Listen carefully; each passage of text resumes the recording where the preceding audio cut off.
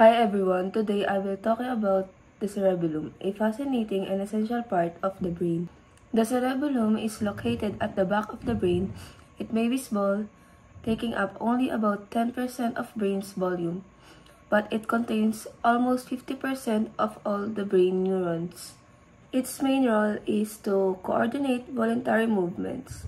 For example, it helps us maintain balance and posture, fine-tune motor activities like writing or playing sports, and even assist in speech coordination.